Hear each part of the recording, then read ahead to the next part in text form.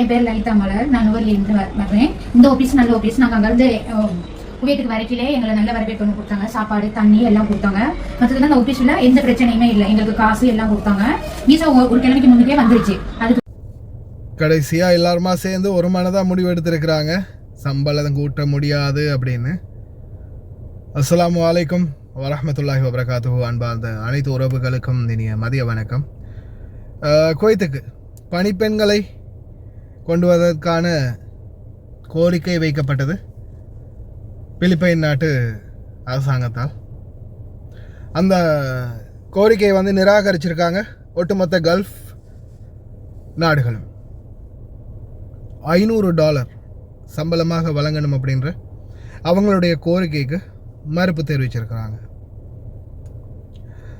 அதே போல் இந்த சம்பள உயர்வு பற்றிய பேச்சுவார்த்தை முற்றுமுழுதாக நிறைவேற்றப்பட்டதாக தெரிவிச்சிருக்கிறாங்க பிலிப்பைன் அரசாங்கம்.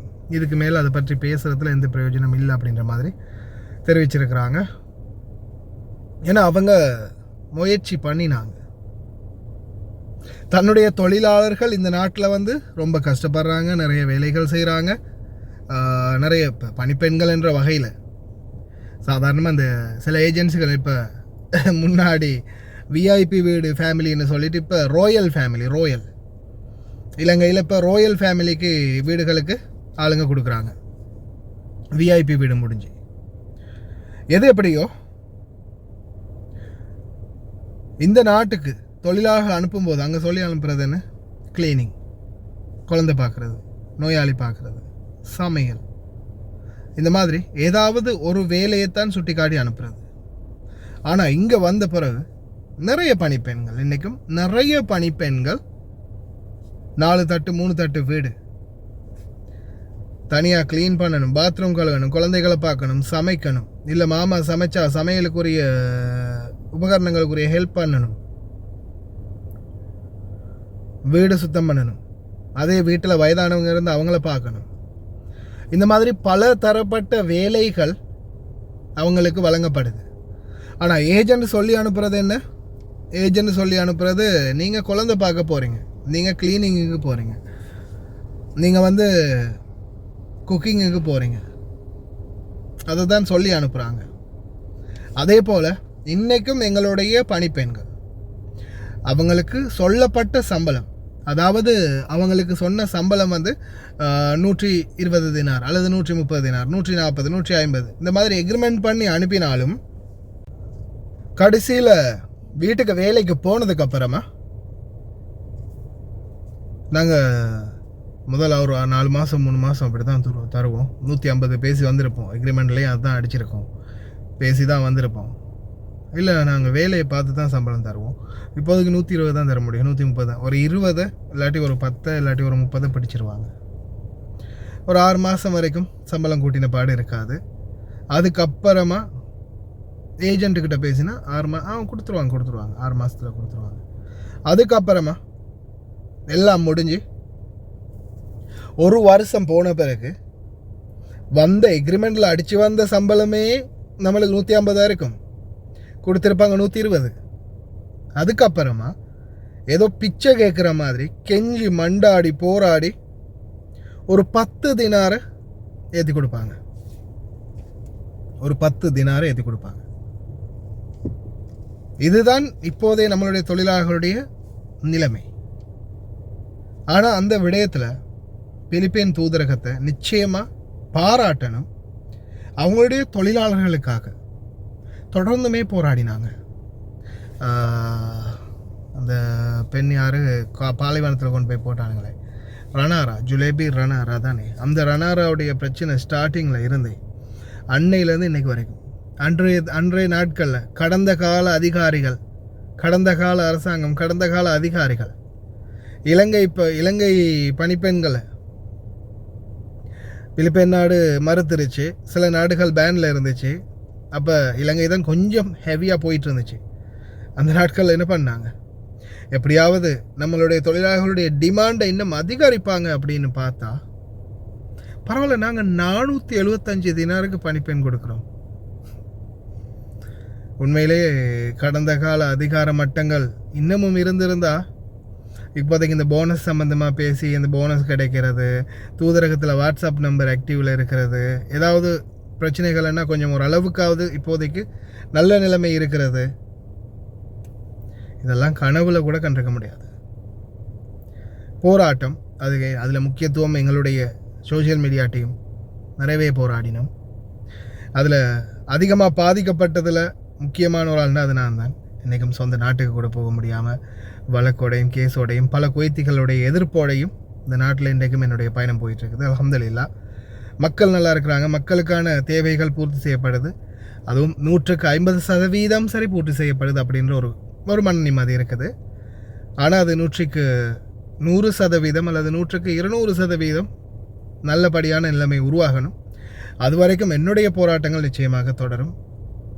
ஆனால் தொழிலாளர்களாகிய நீங்கள் என்னால் முடிஞ்சது சில அட்வைஸ் உங்களால் முடியுமாக இருந்தால், இப்போது எல்லாருக்கும் எல்லா நேரத்துலையும் எல்லாமே கிடைச்சிடாது. சில நேரங்களில் கிடைக்கும், சில நேரங்களில் கிடைக்காம கூட போகலாம். ஆனால் போராடினவங்க நிறைய பேர் பயன் அடைஞ்சிருக்கிறாங்க. இப்போது இந்த நாட்டுடைய சட்டப்படி நீங்கள் உங்களுடைய எக்ரிமெண்ட்டில் 150 தினார் சம்பளத்துக்கு வந்துருக்கீங்கன்னா அந்த 150 தினார் சம்பளம் கொடுத்தே ஆகணும். ஒருவேளை உங்களுக்கு 120 தினார் தான் 2 வருஷம் முடியும் வரைக்கும் கொடுத்துருக்குறாங்க. போனஸ் எடுக்கிறீங்க, போனஸுக்குரிய காசு எவ்வளோ வரணும் உங்களுக்கு எக்ரிமெண்ட் படி பார்த்தா 150 மேனி 2 வருஷம் முடிஞ்சால் 300 தினார் வரணும். அப்போது 300 தினாரோட சேர்த்து இன்னொன்று உங்களுக்கு வரும். என்ன தெரியுமா, நீங்கள் வந்து 150 தினார் சம்பளத்துக்கு எக்ரிமெண்ட்டில் வந்துருக்கீங்க, ஆனால் உங்களுடைய காஃபியில் உங்களுக்கு கொடுத்தது வெறும் 120 தினார் தான், 30 தினார் மேனி கொடுக்கவே இல்லை. அப்படின்ற பட்சத்தில் நீங்கள் வேலை செஞ்ச 2 வருஷத்துக்கும் 360 தினார், அதாவது 12 மாதங்களுக்கு 30 தினார் மேனிக்கு 360 தினார், 360 2 வருடத்துக்கு, அதாவது 720 தினார் இல்லையா, 720 தினார் காஃபியில் எக்ஸ்ட்ராவாக அதையும் கொடுக்கணும். அதோடு சேர்த்து 300 தினார் போனஸ், அப்போ கிட்டத்தட்ட 1020 தினார். ஏன்னா இதே நான் டாப்பிக்கை வந்து நான் நியூஸாகவே போட்டிருக்கேன். என்ன ஒரு சகோதரி எடுத்தாங்க, அவங்களுடைய அந்த 2 வருஷ காலத்துக்கு 30 தினார் கொடுக்க வேண்டியிருந்த அந்த காசும் ப்ளஸ் போனஸும் எடுத்தாங்க. 1000 தினார் ரெசிப்டோடு நான் உங்களுக்கு காட்டியிருப்பேன்னு நினைக்கிறேன் போன வருடம். அப்போது எடுக்க முடியும், நம்மளால் மனசில் போய் எடுக்க முடியும். ட்ரை பண்ணணும். உங்களால் முடிந்தால், கம்பல் பண்ணலை, முடிஞ்சால் ட்ரை பண்ணுங்கள். அதே போல் ஏஜெண்டுகளுக்கு கொடை பிடிக்காதீங்க. அதே மாதிரி இப்போ நான் பார்த்தேன், இப்போ ரீசெண்டாக கூட நான் அந்த வீடியோ கடைசியிலையும் போடுறேன், நான் முன்னாடி நான் எடிட்டிங்கில் போடுறேன் முன்னாடி, நான் வந்து அதை பற்றி நான் பேசாமல் விட்டுட்டேன். எடிட்டிங்லேயும் நான் முன்னாடி போடுறேன், கடைசியிலையும் போடுறேன். நாங்கள் வந்தோம், நாங்கள் இந்த ஏஜென்சியால் தான் போக போகிறோம், ஆஃபீஸ் சூப்பர், ஆஃபீஸ் நல்லோம், அங்கே இங்கே. நீங்கள் போய் முதல்ல வேலை செய்யுங்க. ஒரு 6 மாதம் 1 மாதம், ஆஃப்டர் ஆல் 1 வாரம் வேலை செய்து அந்த வீடு நல்லம் ஓகே அப்படின்ற பட்சத்தில் அப்போ கூட நீங்கள் ஃபீட்பேக் கொடுக்காதீங்க. 2 வருஷம், ஆஃப்டர் ஆல் 1 இயராவது நீங்கள் வேலை செஞ்சு உங்களுக்கு ஓகே கம்ஃபர்டபுள் அப்படின்ற பட்சத்தில் மட்டும் உங்களுடைய ஃபீட்பேக்கை கொடுங்க. நீங்கள் சில டைமில் நீங்கள் போன வீடு ஓகே நல்லா இருக்கலாம், ஆனால் எல்லா வீடும் நல்லதாக அமையாது. எல்லா ஏஜெண்ட்டுகளும் அப்படியே நல்லபடியாக உங்களுக்கு நடத்தின மாதிரி நடத்த மாட்டாங்க. சில நேரங்களில் பிழைகள் ஏற்படலாம். அதனால் தயவு செய்து சிந்தித்து செயல்படுங்க. வீடியோ போடுற மாதிரி இல்லை, அதை நம்பி நிறைய பேர் ஏமாற போகிறாங்க அப்படின்றதையும் மைண்டில் எடுத்துக்கோங்க. அவ்வளோதான் என்னால் சொல்ல முடியும். அதே மாதிரி பார்க்கலாம், பிலிப்பீனுடைய முயற்சி, அவங்க முயற்சி செஞ்சாங்க, அவங்க தொழிலாளர்களுக்கு முயற்சி செஞ்சாங்க. மற்ற பணிப்பெண்களை ஏற்றுமதி செய்யக்கூடிய நாடுகளும் சேர்ந்து முயற்சி செஞ்சுருந்தா, ஒரு பிடிச்சிருந்தா க்ளீன் பண்ணுறதுக்கு, கழுவுறதுக்கு, துடைக்கிறதுக்கு எல்லாத்துக்கும் ஆள் வேணும். சரியா? $500 மேனிக்கு சம்பளம் கொடுத்தா எல்லோரும் உங்களுக்கு பணிப்பெண் தரோம் இல்லையா? இதோட முடிச்சுக்குவோம். இருக்கிறவங்க வச்சு மெயின்டைன் பண்ணுங்கள். அதுக்கப்புறம் அவங்களும் போனால் பயம் வரும். அதுக்கப்புறம் ஓட்டவா கொடுக்க தான் வேணும். ஆனால் முயற்சி இல்லையே, ஒரே ஒரு நாடு மட்டும் முயற்சி பண்ணி சரி வராது. நான் எப்போயுமே சொல்கிறது தானே, ஒற்றுமையே பலம்.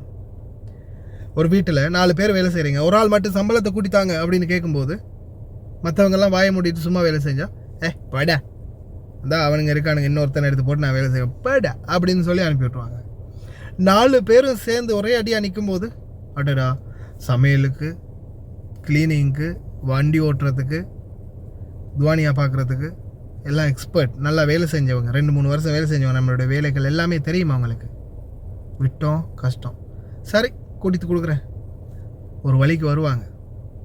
சமரசமாவது $500 இல்லை $400 பாதி எடுத்துக்கோங்கப்பா, ஒரு 140 தினாராவது எடுத்துக்கோங்கப்பா, இல்லை 130 எடுத்து, ஒரு 10 தினார் ஆஃப்டர் ஆல் கூடட்டுமே புதிதாக வரக்கூடிய பணிப்பெண்களுக்கு. உங்களுடைய கருத்துக்களை மறக்காமல் கமெண்டில் பதிவு பண்ணுங்கள். முட்டாள்தனமா ஏஜென்ட்டுகளுக்கு கடை போகாதீங்க, கொஞ்சம் வேலை செஞ்சு பார்த்துட்டு ஓகேனா மட்டும் அவங்களுக்கு வீடியோ பண்ணி கொடுங்க. என் பேர் லலிதா மலர், நான் நுவலியிலிருந்து வர்றேன்.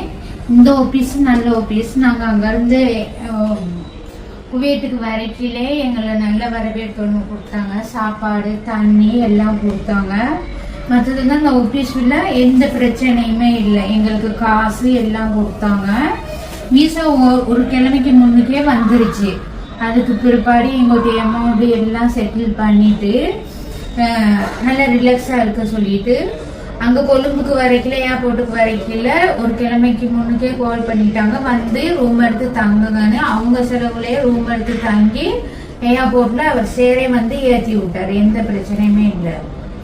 குவைத்தில் வந்து நாங்கள் இறங்கினோடனே அந்த சேர் வந்து கூட்டிகிட்டு போனார். கூட்டிகிட்டு போயிட்டு அந்த ரூமில் எங்களை சாப்பிட்றதுக்கு, குளிக்கிறதுக்கு, வீட்டுக்கு மொபைல் கரைக்கிறதுக்கு எல்லாமே கொடுத்தாரு. எல்லா வசதியுமே இருக்குது.